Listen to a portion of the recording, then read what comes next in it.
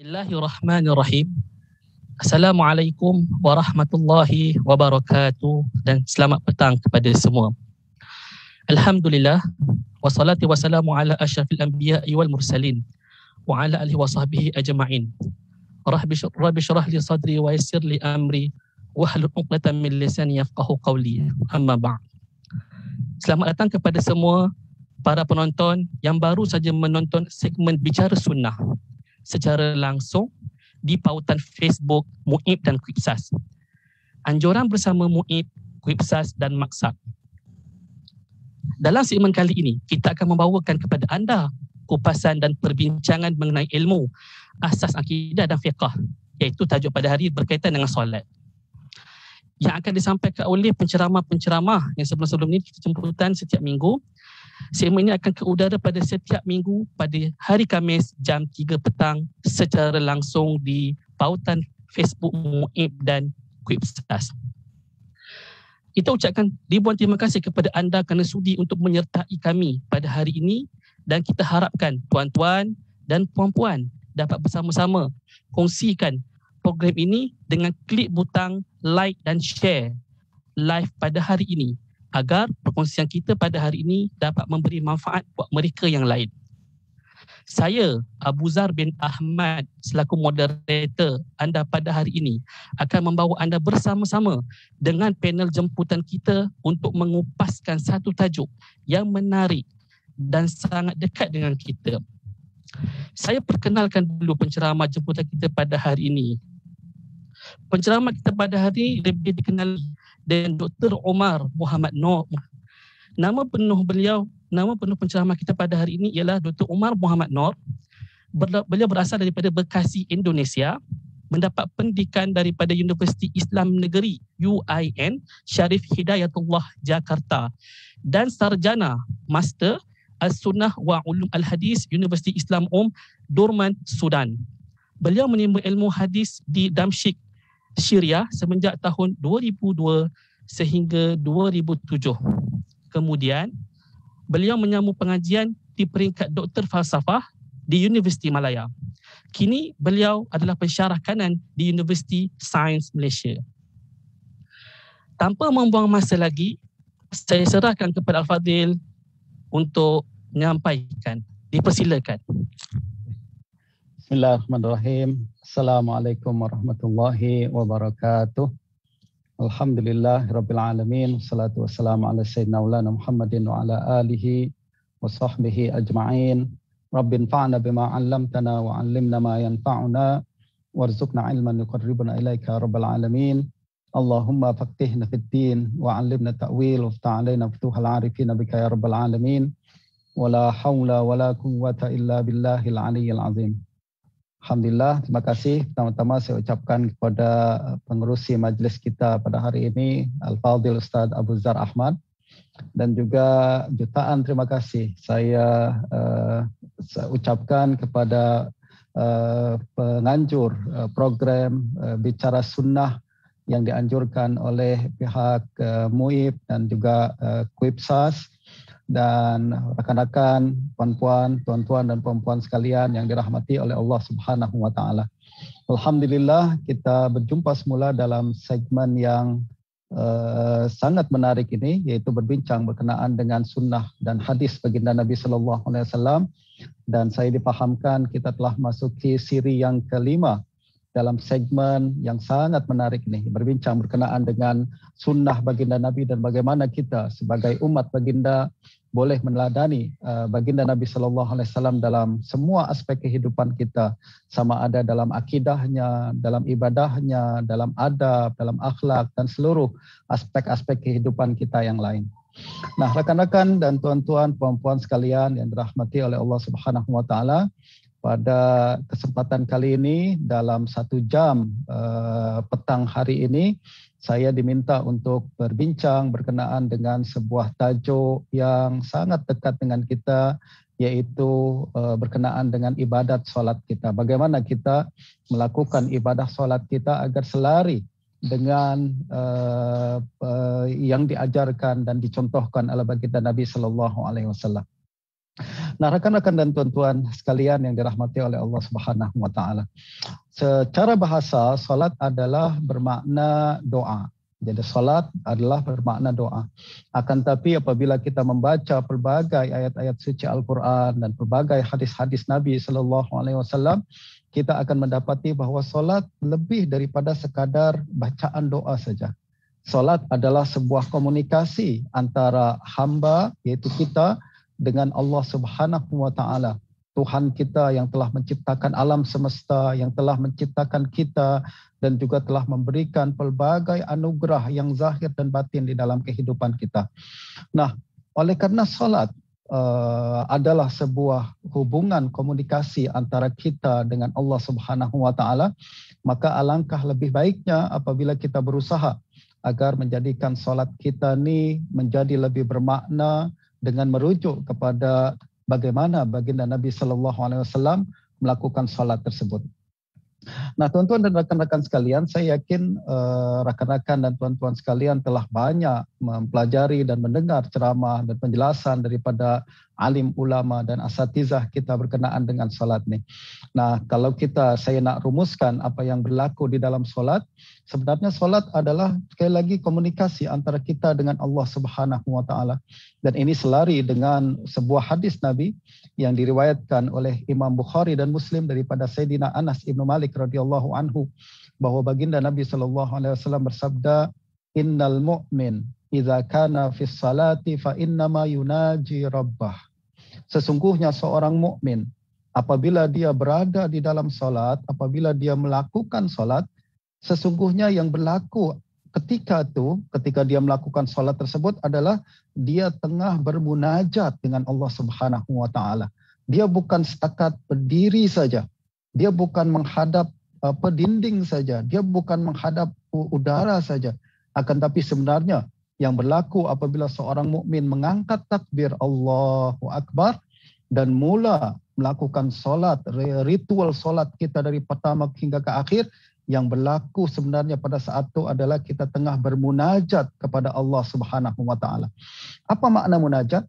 Kalau kita nak kembali kepada kitab-kitab lughah, kitab-kitab bahasa Arab, maka para ulama kita menjelaskan bahawa yang dimaksud dengan munajat adalah hubungan atau percakapan secara sulit antara kita dengan Allah Subhanahu wa taala. Atau istilahnya adalah al-musarrah, al-munajat huwa al-musarrah. An-najwa huwa as-sir. Jadi munajat maknanya adalah perbincangan secara halus yang kita lakukan, berbisik antara kita dengan Allah Subhanahu wa taala. Itu adalah hakikat daripada munajat. Dan menariknya lagi tuan-tuan dan puan-puan sekalian, baginda Nabi sallallahu alaihi wasallam menceritakan bahawa Allah Subhanahu wa taala menyambut dan menyahut setiap apa yang kita ucapkan di dalam solat kita. Ini masya-Allah. Ini yang berlaku.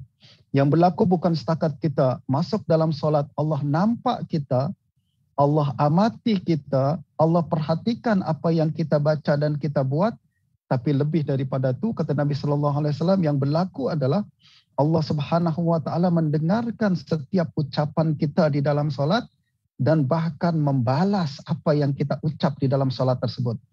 Nah, perkara ini disebutkan oleh baginda Nabi sallallahu alaihi wasallam dalam sebuah hadis riwayat Imam Muslim daripada Sayyidina Abu Hurairah radhiyallahu anhu. Kata Sayyidina Abu Hurairah radhiyallahu anhu, aku mendengar Rasulullah sallallahu alaihi wasallam bersabda, qala Allahu azza wa jalla, Allah Subhanahu wa taala berfirman. Ini kalau kita belajar hadis disebut sebagai hadis qudsi, ya. Jadi Allah Subhanahu wa taala berfirman kepada kita dalam sebuah hadis yang disampaikan oleh baginda Nabi sallallahu alaihi wasallam. Kata apa yang dikatakan oleh Allah Subhanahu wa taala? Allah Subhanahu wa taala mengatakan, qasamtus salata baini wa baina 'abdi nisfain. Saya telah membagi salat kepada dua bagian. Satu bagian untuk saya, satu bagian untuk hamba saya, kata Allah Subhanahu wa taala. Wali 'abdi mas'al.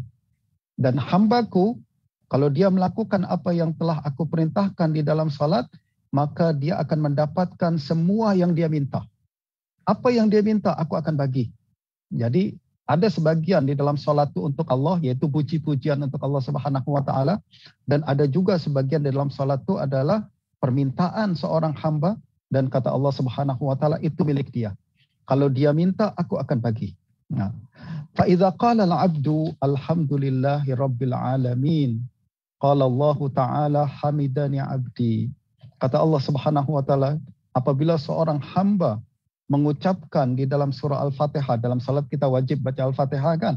Jadi kita baca Al-Fatihah, alhamdulillahi rabbil alamin. Segala puji bagi Allah, Tuhan alam semesta. Apa yang berlaku? Allah menyahut jawaban ucapan tersebut dengan mengatakan, hambaku tengah memujiku. Wa idza qala ar-rahmanir rahim. Apabila hamba itu berkata ar-rahmanir rahim, Allah pun menyahut asna alayya abdi, hambaku tengah memujiku. Fa idza qala maliki yaumiddin qal majadani abdi. Apabila seorang hamba mengucapkan maliki yaumiddin, raja raja di hari pembalasan, Allah pun menyahut lagi tuan-tuan dengan mengatakan hambaku tengah mengagungkan aku. Wa idza qala iyyaka na'budu wa iyyaka nasta'in qala hadza baini wa baina 'abdi wa li 'abdi mas'al. Apabila seorang hamba mengatakan iyyaka na'budu wa iyyaka nasta'in, kepadamu, hanya kepadamu aku menyembah dan hanya kepadamu aku meminta pertolongan, Allah sahut lagi ucapan kita dengan mengatakan hamba ini adalah perantara antara aku dengan hambaku. Apa yang dia minta sekarang ni aku akan bagi. Apa saja yang kau minta, sila minta. Kita pun meminta tuan-tuan dengan mengucapkan ihdinas siratal mustaqim siratal ladzina an'amta alaihim ghairil maghdubi alaihim waladdallin. Apa yang kita minta? Permintaan yang sangat tinggi, yang sangat hebat, yaitu tunjukkan jalan yang lurus. Yaitu jalan orang-orang yang engkau berikan nikmat, yaitu para nabi dan rasul dan para aulia dan salihin, bukan jalannya orang-orang yang engkau bukan jalannya orang-orang yang engkau murkai dan orang-orang yang sesat, yaitu orang-orang kafir dan lain sebagainya. Apabila kita ucapkan ucapan ini, Allah sahut lagi dengan mengatakan hadza li 'abdi wa li 'abdi mas'al. Ini permintaan hambaku dan dia akan mendapatkan apa yang dia minta. Masya Allah tuan-tuan, ini hadis sahih riwayat Imam Muslim dan menceritakan kepada kita apa yang sebenarnya berlaku di dalam solat. Solat bukan setakat kita ucap apa yang kita tak faham. Solat bukan setakat kita mengucapkan zikir-zikir yang entah betul ke atau tak sebutan kita. Akan tapi solat sebenarnya adalah komunikasi antara kita dengan Allah Subhanahu wa taala. Apa yang kita cakap, Allah dengar, Allah reply, Allah balas. Allah sahut dan Allah jawab. Ini yang berlaku apabila kita lakukan kita baca surah Al-Fatihah. Ini juga yang berlaku dalam semua bacaan-bacaan kita yang lain sepanjang salat kita. Bukan cuma Al-Fatihah saja. Akan tapi apa yang kita baca dalam ruku, apa yang kita baca dalam i'tidal, dalam sujud hingga ke akhir. Tahiyat akhir dan kita mengucapkan salam. Semua yang kita baca, kita ucap, didengar oleh Allah dan disahut, dijawab oleh Allah Subhanahu wa taala.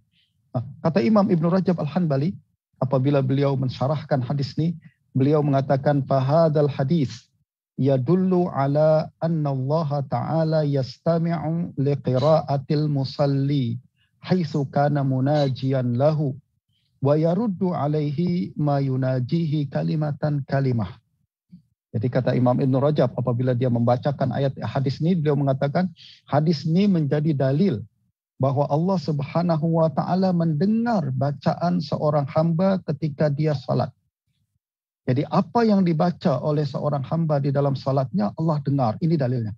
Ini menjadi dalil menunjukkan kepada kita bahwa Allah Subhanahu wa taala mendengar setiap bacaan yang kita baca di dalam salat, wa yaruddu alaihi kalimatan kalimah, dan sahut dan menjawab setiap ucapan yang kita ucapkan kata per kata.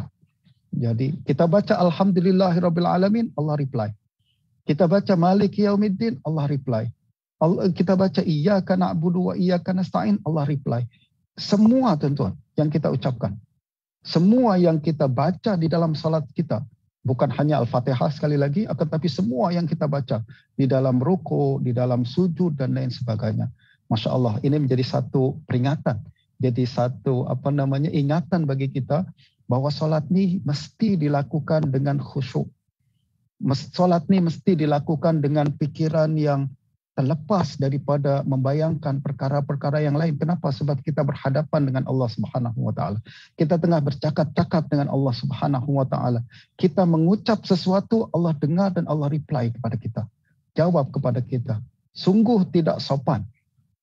Sungguh kurang beradab apabila Allah sahut kita, Allah dengar dan perhatikan ucapan kita, pada masa yang sama hati kita berada di tempat lain. Pada masa yang sama kita memikirkan perkara yang lain. Justru ini adalah satu perkara yang sangat-sangat dibenci apabila kita melakukan salat tapi hati kita berada di tempat lain. Ada ucapan daripada seorang ulama besar, ulama tabi'in kita di Basrah bernama Imam Hasan Al-Basri. Beliau mengatakan bahwa salat, as-salat allati la yahduruha qalbuh, orang yang salat akan tapi hatinya tak hadir di dalam salat, fahuwa ilal azab ilal uqubati aqrabu minhu ila sawab. Orang tersebut lebih layak untuk mendapatkan hukuman berbanding mendapatkan pahala. Ini kata Imam Hasan Al-Basri. Orang yang salat akan tapi hati dia tidak berada di dalam salat, akan tapi berada di tempat-tempat yang lain. Kata Hasan Al-Basri, orang macam ni lebih patut mendapat hukuman berbanding mendapatkan ganjaran. Kenapa? Kurang sopan dan kurang adab. Kenapa? Allah Subhanahu wa taala telah hadap kita. Allah Subhanahu wa taala telah tengah mendengarkan apa yang kita nak cakap. Allah Subhanahu wa taala tengah memperhatikan semua tingkah laku, perbuatan dan ucapan kita di dalam solat, tapi hati kita tidak berada di tempat tersebut. Ini adalah suatu perkara yang sangat dilarang dan dibenci oleh para ulama kita. Nah justru kembali lagi kita berkenaan dengan hakikat salat kita nih. Salat adalah munajat, tuan-tuan.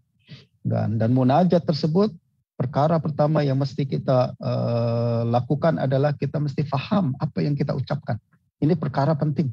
Jadi kalau selama ni kita melakukan salat ya, selama ni kita melakukan salat selama berpuluh-puluh tahun, akan tapi belum faham apa yang kita baca di dalam salat, saya galakkanlah tuan-tuan untuk meningkatkan kualiti salat kita dengan cara memahami apa yang kita baca di dalam salat. Memahami apa yang kita sebut di dalam salat. Memahami apa yang zikir-zikir yang selama ini kita baca dalam salat.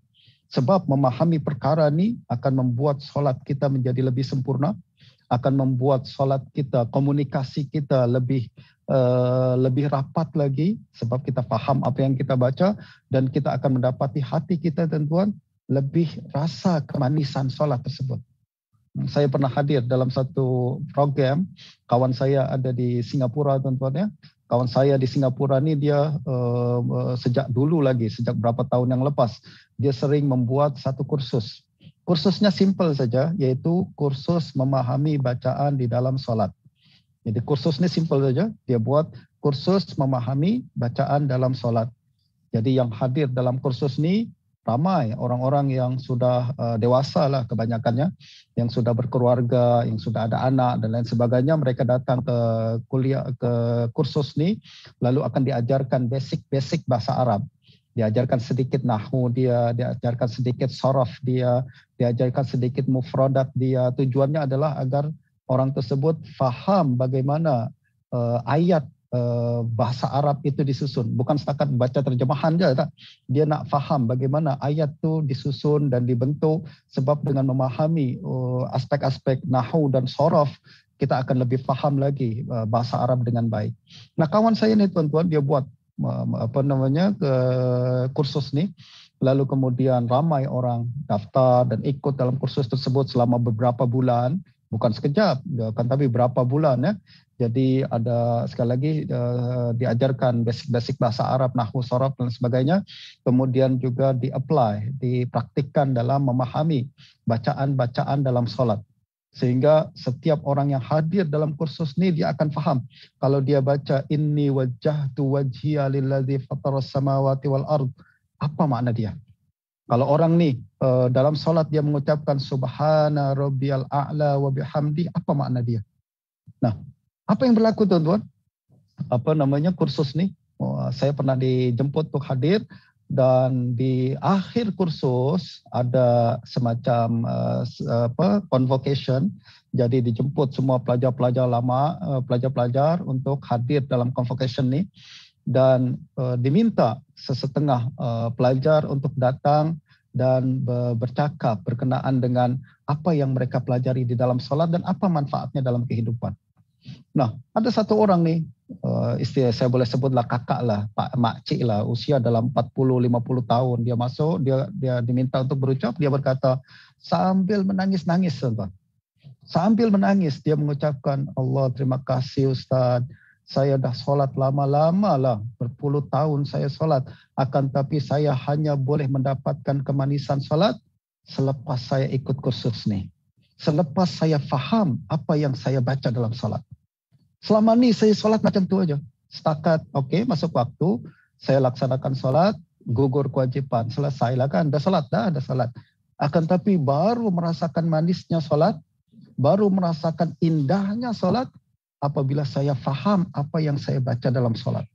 Indahnya wudu sujud saya mengucapkan Subhana Rabbiyal A'la wa bihamdi ketika saya sedar bahawa bacaan ni maknanya adalah mengagungkan Allah Subhanahu wa taala. Indahnya, saya nampak tuan-tuan, saya nampak testimoni macam ni daripada seorang yang saya yakin jujur dalam mengungkapkan perasaan dia. Sambil menangis keluar air mata. Merasakan betul-betul dia rasakan nikmatnya solat tu, dia kata, selepas saya faham apa yang saya baca dalam solat. Nah justru ini adalah selari dengan apa yang disebutkan oleh para ulama kita. Antara lain Imam Hasan Al-Basri juga diriwayatkan oleh Imam Abu Nuaim dalam kitab Hilyatul Awliya. Beliau mengatakan tafaqqadu halawatal iman inda salasati asya. Beliau mengatakan cari dan rasakan manisnya iman dalam 3 perkara. Cari dan rasakan manisnya iman dalam 3 perkara. Pertama, indah salah, dalam salat. Kalau kita boleh rasakan manisnya iman dalam salat, maknanya iman kita memang betul-betul real. Betul-betul maujud, betul wujud iman kita. Kenapa? Sebab dalam salat itulah saatnya kita merasakan kemanisan iman. Kalau di dalam solat itu pun kita tak rasa manisnya iman, dalam tempat apa lagi kita nak rasa iman? Nah, justru kata Hasan Al-Basri, tempat ada cari dan rasakan manisnya iman dalam 3 perkara ini. Pertama dalam solat, yang kedua dalam qiraatul Quran, dalam membaca Al-Quran. Sekali lagi, solat yang manis adalah solat yang boleh yang kita fahami apa yang kita baca. Begitu juga Quran yang manis adalah Quran yang kita fahami apa yang kita baca. Jadi 2 perkara ini penting. Ini adalah pesanan yang saya galakkan kepada rakan-rakan sekalian pada kesempatan kali ini, agar mari sama-sama kita tingkatkan kualiti solat kita dengan cara memahami apa yang kita baca di dalam solat dan memahami siapa yang tengah kita ajak bicara di dalam solat kita ni. Ada seorang ulama tabi'in juga, tuan-tuan, dia adalah cucu baginda Nabi SAW bernama Ali Zainal Abidin. Ali Zainal Abidin adalah seorang ulama tabi'in dan cucu baginda Nabi yang terkenal sebagai ahli ibadah, pakar ibadah. Dan itu sebabnya gelaran beliau adalah Zainal Abidin. Zainal Abidin maknanya adalah penghias seluruh ahli ibadah. Jadi dia adalah kemuncak ahli ibadah, penghulu seluruh ahli ibadah. Dan diriwayatkan bahawa Ali Zainal Abidin ini setiap kali beliau berwudu, muka beliau terus macam orang pucat, tuan-tuan. Macam orang pucat, macam orang takut. Macam ada perkara besar yang tengah dihadapi. Orang tanya, wahai cucu baginda Nabi, kenapa setiap kali anda melakukan wudu, hendak melakukan solat, nampak macam pucat sangat? Beliau katakan, sebab saya membayangkan siapa yang akan saya hadapi di dalam solat saya ini. Sedar saya, siapa yang akan saya hadapi ini bukan, yang saya hadapi ini bukan kawan. Yang saya hadapi di dalam solat saya ini bukan Perdana Menteri. bukan raja. Tapi yang dihadapi oleh saya dalam salat ini adalah raja di antara seluruh raja. Beliau Allah Subhanahu wa taala, pencipta alam semesta yang memiliki semua alam semesta ini di tangannya dan juga menentukan nasib saya di dunia dan di akhirat. Justru perlu kita untuk menghadirkan diri dan menyadari siapa yang akan kita hadapi di dalam salat kita. Nah, cerita tentang para ulama dan salihin berkenaan salat ini sangat-sangat banyak. Insya Allah kita akan sebutkan pada masa-masa yang lain. Nah, poin kita pada hari ini tuan-tuan adalah salat adalah munajat dan dia adalah bentuk perhubungan dan percakapan antara kita dengan Allah Subhanahu wa taala. Justru hendaklah ucapan dan perbincangan, perhubungan antara kita dengan Allah Subhanahu wa taala itu dijaga dengan baik dan dilaksanakan dengan sebaik-baiknya. Nah, tadi kita berbincang berkenaan dengan bacaan di dalam berdiri, yaitu kita membaca Al-Fatihah dan apa yang berlaku di dalam Al-Fatihah kita. Dan sekarang, tuan-tuan perempuan sekalian, kita nak tengok juga apa yang berlaku di dalam rukuk dan sujud kita. Apa yang berlaku dalam rukuk dan sujud kita. Dan sebagaimana biasa saya akan sebutkan hadis-hadis Nabi sallallahu alaihi wasallam. Saya sengaja hanya memilih hadis-hadis sahih saja. Jangan bimbang, tak ada hadis-hadis yang bermasalah dalam ceramah saya pada hari ini. Mari kita sama-sama melihat bagaimana baginda Nabi sallallahu alaihi wasallam melakukan rukuk di dalam salatnya. Imam Bukhari dan Muslim riwayatkan daripada Sayyidatina Aisyah radhiyallahu anha. Beliau mengatakan kana Nabi sallallahu alaihi wasallam yukthiru an yaqula fi ruku'ihi wa sujudihi subhanakallahumma rabbana wa bihamdik Allahumma gfirli. Nah, ini adalah riwayat daripada Imam Bukhari dan Muslim. Kata Siti Aisyah radhiyallahu anha, Rasulullah sallallahu alaihi wasallam apabila melakukan rukuk dan sujud, baginda sangat banyak mengucapkan ucapan zikir ni. Jadi rukuk dan sujud baginda membaca zikir yang seperti ini. Apa zikir yang diucapkan oleh baginda Nabi? Subhanakallahumma rabbana wa bihamdik. Subhanakallahumma rabbana wa bihamdik. Maha suci engkau, wahai Tuhan kami, Allah. Dan maha terpuji engkau, wahai Allah. Allahumma gfirli. Ya Allah, ampunkanlah aku. Ini yang dibaca oleh baginda Nabi, kata Siti Aisyah. Setiap kali Nabi ruku, setiap kali Nabi sujud. Jadi setiap kali Nabi ruku dan setiap kali Nabi sujud, baginda memperbanyak bacaan ni. Pertama, pujian kepada Allah, yaitu tasbih, subhanakallahumma rabbana wa bihamdik, tasbih dan tahmid, diikuti dengan doa, diikuti dengan permintaan, yaitu Allahumma gfirli, ya Allah ampunkanlah saya. Bayangkan tuan-tuan ya, baginda Nabi yang maksum, yang tak ada dosa, yang telah diampunkan dosanya terdahulu dan terkemudian oleh Allah Subhanahu wa taala, meminta pengampunan daripada Allah Subhanahu wa taala. Apalagi kita yang setiap hari selalu berdosa dan tak ada lagi jaminan pengampunan daripada Allah Subhanahu wa taala. Lebih patut lagi kita untuk memperbanyak bacaan ini di dalam rukuk dan sujud kita. Apa dia? Sekali lagi, subhanakallahumma rabbana wa bihamdika Allahumma gfirli. Nah, dalam hadis yang lain, riwayat Sayyidina Abu Hurairah radhiyallahu anhu, hadis ini diriwayatkan oleh Imam Muslim daripada Sayyidina Abu Hurairah radhiyallahu anhu. Beliau mengatakan Rasulullah sallallahu alaihi wasallam sangat sering mengucapkan bacaan ini di dalam sujud. Jadi Sayyidina Abu Hurairah bercerita tentang bacaan Nabi ketika sujud. Apa dia? Allahumma gfirli dhanbi kullah, diqqahu wa jillah, awwalahu wa akhirah, wa alaniyatahu wa sirrah. Jadi saya ulang semula. Allahumma gfirli dhanbi kullah. Ya Allah, ampunkanlah dosaku semuanya. Diqqahu wa jillah. Sama ada yang halus ataupun yang besar. sama ada yang kecil ataupun yang besar. Wa awwalahu wa akhirah, sama ada yang dulu ataupun yang sekarang. Wa alaniyatahu wa sirrah, sama ada yang jelas-jelasan terlihat di hadapan orang ramai ataupun yang sir, yang hanya berlaku di tempat yang tertutup. Jadi sama ada dosa yang boleh dilihat oleh orang ramai ataupun dosa yang tidak terlihat oleh orang ramai. Apa tu dosa yang terlihat oleh orang ramai? Banyaklah semua dosa-dosa yang kita buat secara publik, sama ada dengan perbuatan tangan, kaki kita, ataupun dengan mata kita, atau pada hari ini dosa secara publik yang alaniyah, yang nampak betul-betul adalah apa yang kita tulis dalam Facebook kita. Betul tak? Ramai orang yang ketika menulis dalam Facebook ni, dia dah tak ingat dosa dan pahala lagi dah.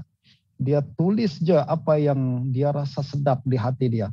Sama ada ucapan dia tak kisah ucapan tersebut menyakitkan hati orang ke, ada orang terluka ke, atau orang sakit hati ke, ada orang marah ke, itu tak, aku tak peduli. Yang penting aku nak sebut apa yang aku nak sebut, apa aku nak tulis, apa yang aku nak tulis. Ini adalah satu dosa alaniyah, dosa yang boleh nampak oleh semua orang. Betul tak? Bahkan dosa macam ni kadang dia akan berterusan ditulis dosa selagi mana tulisan tersebut masih berada di tempat tu dan boleh dibaca oleh orang lain. Bahkan selepas kita meninggal dunia, ya kan? Kita udah meninggal dunia puluhan tahun yang lepas, tapi tulisan kita di mana-mana, misalkan di website atau di tempat-tempat tertentu masih terjaga, maknanya dosa kita masih terus mengalir. Fitnah kita misalkan tertulis di media massa, tertulis di surat kabar dan lain sebagainya, terus itu juga dosa kita akan terus mengalir. Justru dosa alaniyah yang macam ni adalah dosa yang adalah sangat berbahaya. Justru sedapat mungkin kita berhati-hati, sedapat mungkin kita berhati-hati dalam menulis dan menyampaikan apa yang hendak kita sampaikan di media massa ni. Nah, tuan-tuan dan puan-puan sekalian, poin kita sekarang ni adalah baginda Nabi SAW ketika sujud. Nah, ketika sujud tadi, ketika rukuk dan sujud, Nabi mengucapkan tasbih dan permintaan Allahumma gfirli. Dan ketika sujud juga lebih banyak lagi yang Nabi minta, yaitu permintaan Nabi, Allahumma gfirli dzambi kullah. Ya Allah, ampunkanlah dosaku seluruhnya. Diqqahu wa jillah, yang halus ataupun yang besar. Awwalahu wa akhirah, yang dulu ataupun yang sekarang. Wa alaniyatahu wa sirrah, yang nampak ataupun yang tak nampak. Ini adalah permintaan Nabi SAW ketika sujud. Kenapa Nabi minta seperti itu di dalam sujud? Sebab tuan-tuan, Nabi sendiri SAW memberitahu kita bahawa doa kita paling didengar oleh Allah Subhanahu wa taala ketika sujud. Doa yang paling mustajab adalah ketika sujud. Doa yang paling rapat dengan Allah Subhanahu wa taala adalah ketika sujud. Ini disebutkan oleh baginda Nabi dalam sebuah hadis riwayat Imam Muslim daripada Sayyidina Abu Hurairah radhiyallahu anhu. Baginda mengatakan, aqrabu ma yakunul 'abdu min rabbih wa huwa sajid. Aqrabu ma yakunul 'abdu min rabbih wa huwa sajid. Seorang hamba berada sangat rapat dan dekat dengan Allah Subhanahu wa taala ketika dia sujud. Soalan, kenapa ketika kita sujud kita makin rapat kepada Allah Subhanahu wa taala? Sebab Allah sendiri ucapkan di dalam Al-Qur'an, wasjud waqtarib, betul tak? Sujudlah dan mendekatlah. Kalau kita sujud, automatically kita mendekat dengan Allah Subhanahu wa taala.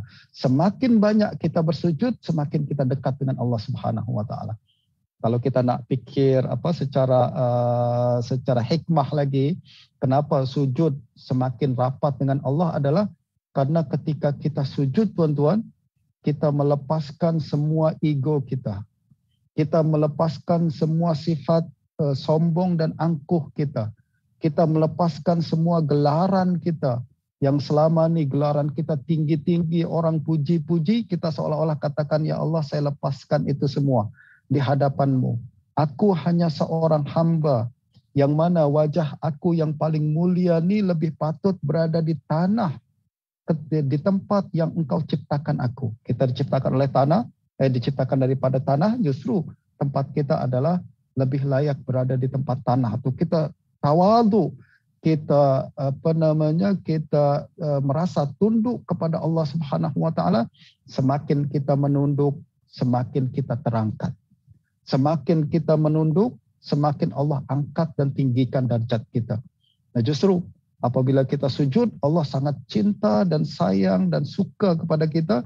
Justru permintaan kita Allah akan ambil perhatian lebih daripada permintaan kita di tempat-tempat yang lain. Nah, itu sebabnya baginda Nabi SAW mengatakan, apabila kita sujud, kita berada sangat dekat dengan Allah Subhanahu wa taala, gunakan dengan sebaik-baiknya kedudukan tersebut. Fa'aksirud du'a, kata Nabi, perbanyaklah doa ketika sujud. Jadi perbanyaklah doa ketika sujud. Banyak-banyak doa ketika sujud. Bukan setakat sujud yang terakhir, yaitu di rakaat yang terakhir kita perbanyak sujud, panjangkan sujud tersebut. Sebenarnya galakan kita untuk berdoa ketika sujud berlaku dalam setiap sujud. Sama ada di rakaat pertama ke, rakaat kedua ke, ketiga dan keempat.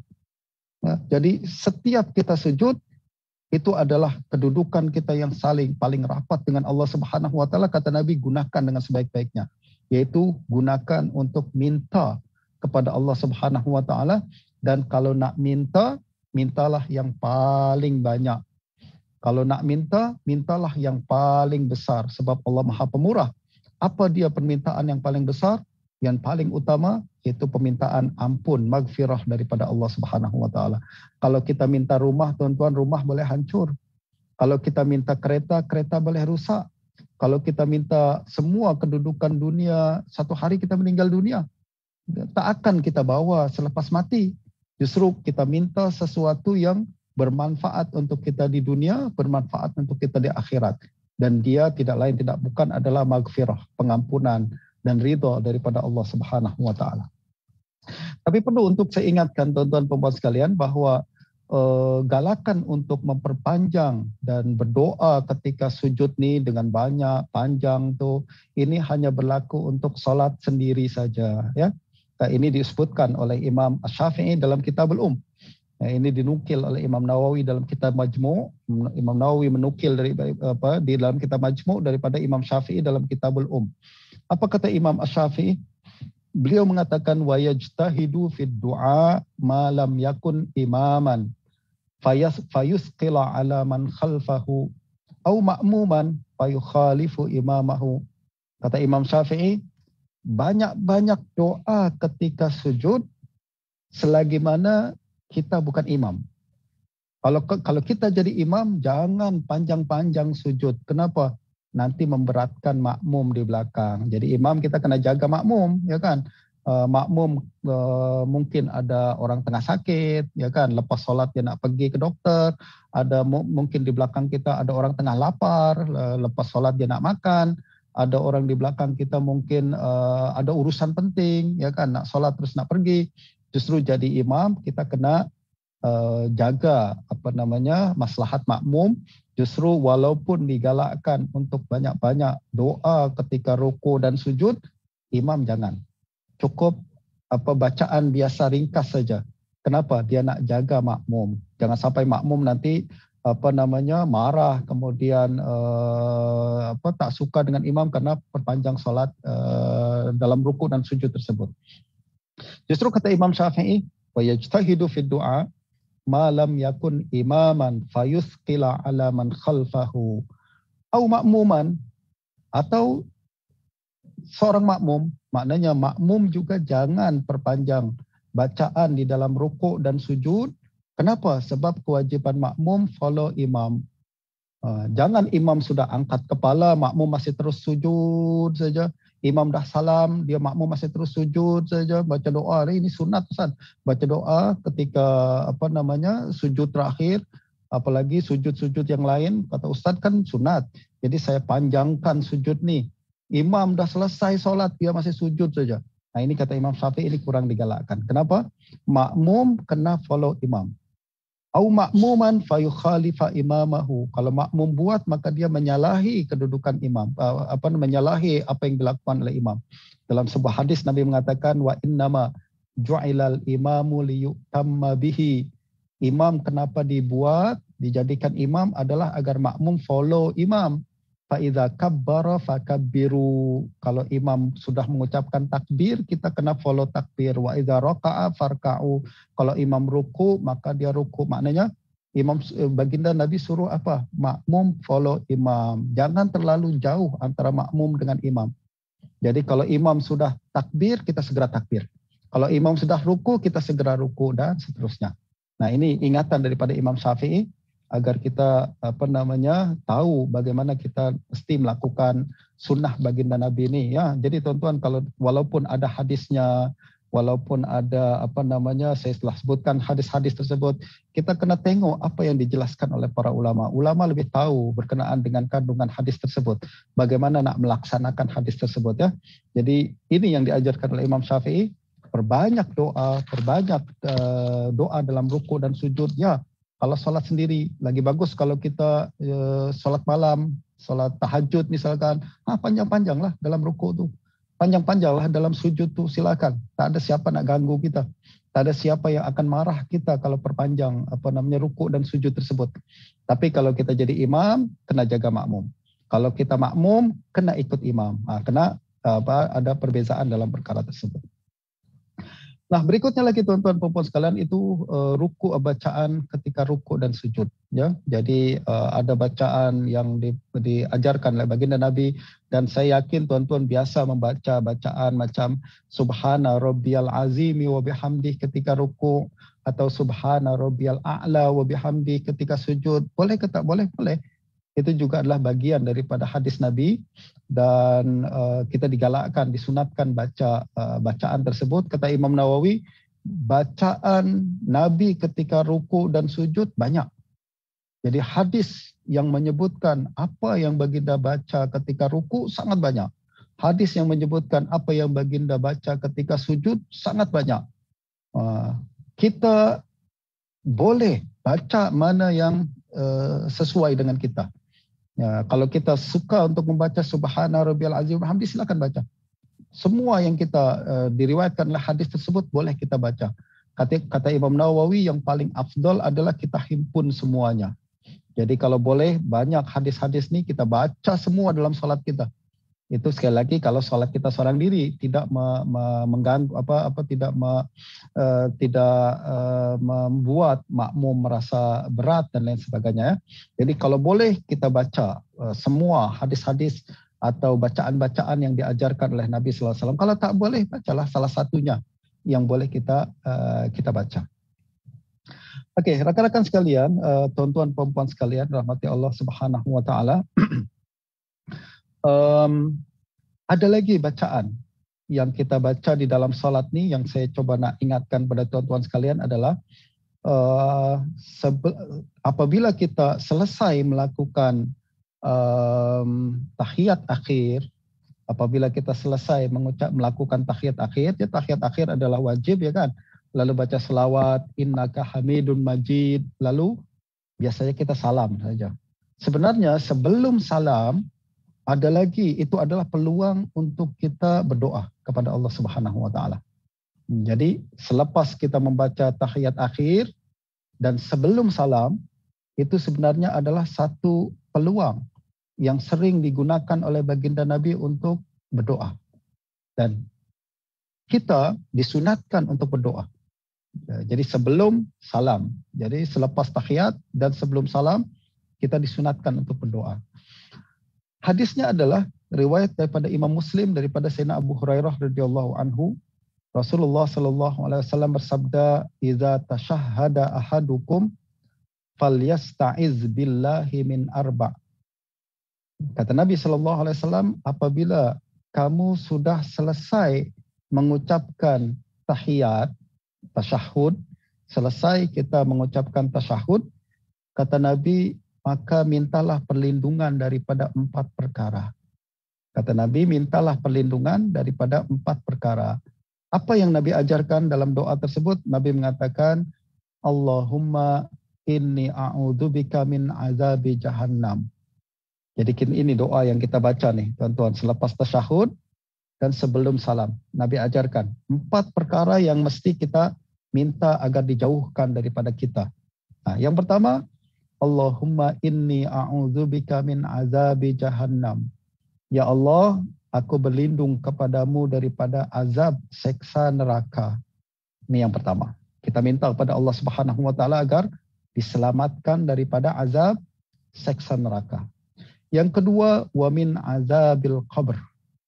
Yang kedua daripada azab kubur. Selamatkan saya ya Allah daripada azab kubur. Yang kedua.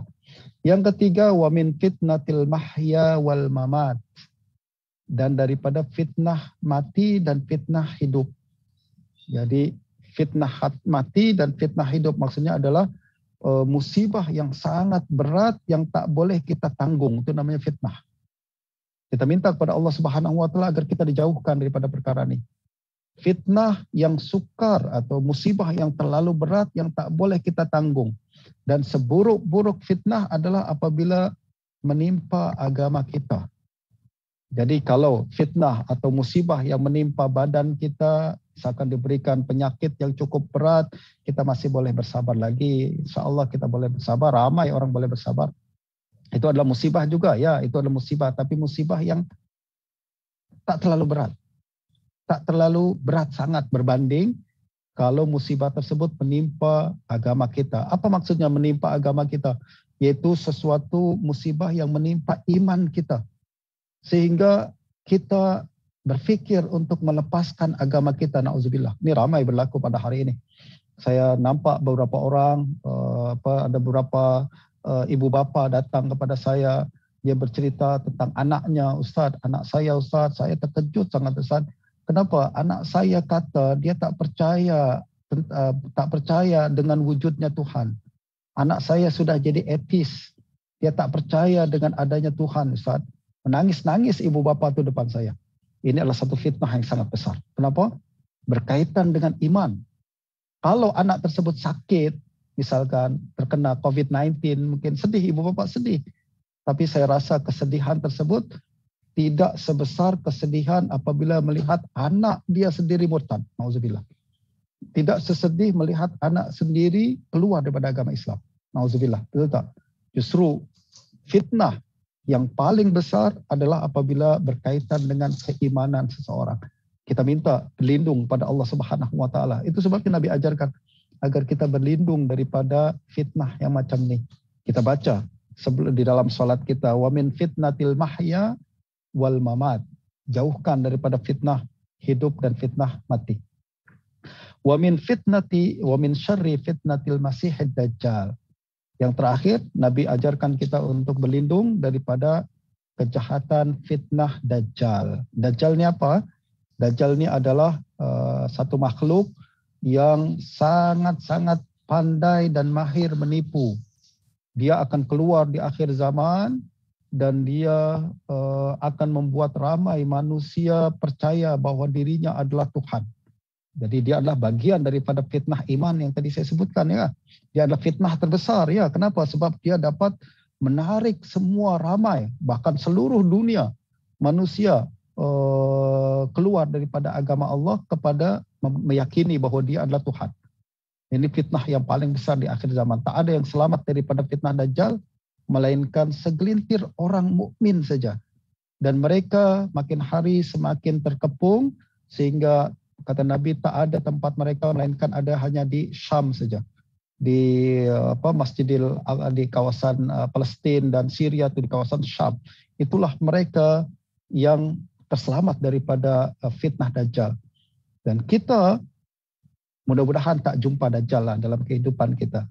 Akan tapi siapa tahu anak keturunan kita akan berjumpa dengan Dajjal.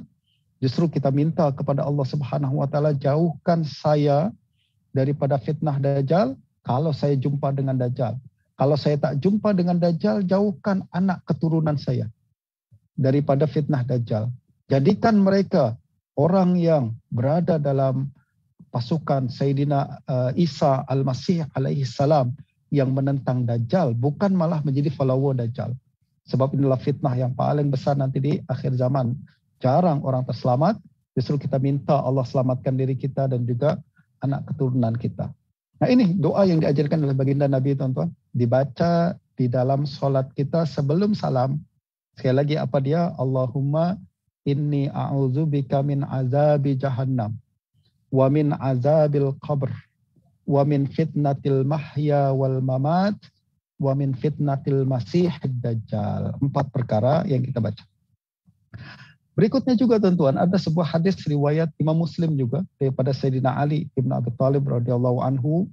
Beliau mengatakan, kana Rasulullah sallallahu alaihi wasallam idza qama ila salati yakunu min akhiri ma yaqulu baina tasyahhudi wassalam Allahumma gfirli ma qaddamtu wa ma akhartu. Jadi ini adalah doa yang lain yang diceritakan oleh Sayyidina Ali bahwa baginda Nabi baca doa ini selepas tasyahud dan sebelum salam. Jadi selepas tasyahud dan sebelum salam. Apa yang baginda baca? Allahumma gfirli ma qaddamtu wa ma akhartu wa ma asrartu wa ma a'lantu wa ma asraftu wa ma anta a'lamu bihi minni antal muqaddimu wa antal muakhiru la ilaha illa ant. Jadi ini pun doa yang diajarkan oleh baginda Nabi agar kita baca sebelum salam, yaitu Allahumma gfirli ma qaddamtu wa ma akhartu. Ya Allah, ampunkanlah dosaku yang terdahulu dan yang terkemudian. Wa ma asrartu wa ma a'lantu, yang dosa yang aku sembunyikan dan dosa yang aku zahirkan. Wa ma asraftu, dan juga ampunkan dosa yang telah keterlanjuran aku. Ampunkan keterlanjuran yang pernah aku lakukan. Wa ma anta a'lamu bihi minni, dan semua perkara yang engkau lebih tahu daripada aku. Banyak dosa kita ni tuan-tuan, Allah tahu, kita sendiri tak tahu. Kita ingat tu tak dosa, padahal dia adalah dosa. Justru kita minta agar Allah ampunkan juga dosa-dosa yang macam tu. Antal muqaddimu wa antal muakhir. Allah, nama Allah adalah muqaddim dan muakhir. La ilaha illa anti, ada Tuhan selain engkau. Ini adalah antara 2 doa yang diajarkan oleh Nabi SAW untuk kita baca di dalam solat kita. Sebenarnya masih banyak lagi doa-doa lain yang diajarkan oleh Nabi. Tapi 2 doa ini mudah-mudahan boleh kita amalkan, cukup untuk amalan kita dalam kehidupan di masa akan datang. Nah, tuan-tuan dan puan-puan sekalian, rekan-rekan sekalian rahmati Allah Subhanahu wa taala, itu adalah doa solat yang diajarkan oleh Nabi sallallahu alaihi wasallam dan bacaan-bacaan yang diajarkan oleh Nabi sallallahu alaihi wasallam dalam pelbagai hadis sahih daripada baginda Nabi sallallahu alaihi wasallam. Tujuannya tidak lain dan tidak bukan, dia bukan setakat dibaca, tapi difahami dan dihayati. Betul tak? Kita pahami kandungannya dan kita hayati maknanya agar membuat solat kita bukan setakat rutin sahaja. Akan tapi dia adalah satu komunikasi 2 hala antara kita kepada Allah dan Allah kepada kita. Dan dengan demikian mudah-mudahan solat kita akan menjadi lebih sempurna, solat kita lebih berkualiti, dan lebih penting lagi adalah solat kita diterima oleh Allah Subhanahu wa taala. Dan salah satu tanda solat tersebut diterima oleh Allah Subhanahu wa taala adalah kita merasakan kemanisan solat. Ini dikatakan oleh para ulama, tanda bahwa ibadah kita diterima oleh Allah adalah ibadah tersebut manis untuk kita lakukan. Dia akan melahirkan ibadah yang baru. Dan ibadah yang baru akan melahirkan ibadah yang baru dan membuat kita istiqamah dalam ibadah hingga kita meninggal dunia dan dicabut keluar daripada dunia ini menuju akhirat kelak, insyaAllah. Saya rasa masa saya sudah habis. Saya tidak ingin terlalu panjang lagi. InsyaAllah kita akan berjumpa semula pada masa yang akan datang. Saya kembalikan kepada Ustaz Abu Zar, pengurusi majlis, untuk melanjutkan perbincangannya. Terima kasih. Assalamualaikum warahmatullahi wabarakatuh.